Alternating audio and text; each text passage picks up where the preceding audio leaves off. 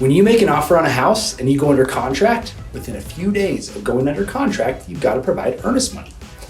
Earnest money is essentially a deposit that you put down up front showing the seller, hey, I'm serious about buying this house.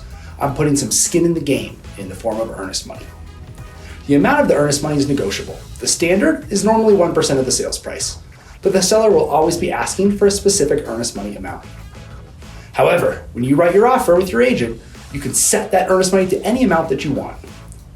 Normally, we see the minimum being about $1,000. So you want to make sure that you have about $1,000 saved and set aside and ready to use as earnest money. A few days after your offer gets accepted, you're going to have to write a check for that earnest money. And that money is going to come out of your bank account. Now for the lending process, that earnest money is going to be sourced.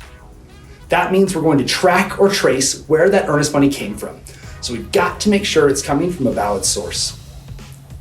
A valid source just means that it's already been sitting in your bank account at least 60 days, or that it's being deposited from payroll or some other valid source that we can track.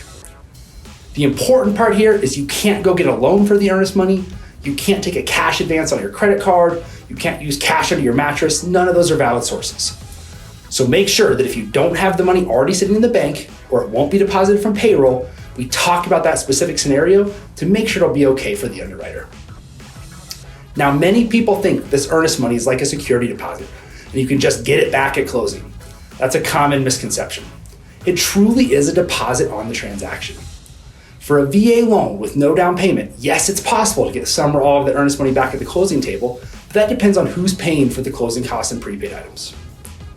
Closing costs and prepaid items are paid one of three ways, or a combination of the three. First is you pay them out of pocket. Second is we ask the seller to pay for a portion of them or all of them. This is really situational dependent. In a perfect world, of course we want the seller to pay all of the closing costs, but that's not always realistic. Your agent will be the expert on when we can or cannot try to get money from the seller to help pay for these things.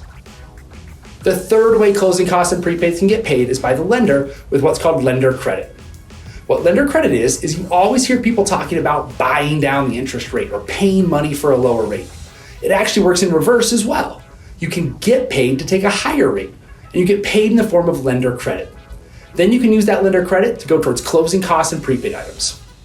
So the important distinction here is if you want us as the lender to help cover those closing costs and prepaids, we have to build them into the rate, not the loan amount.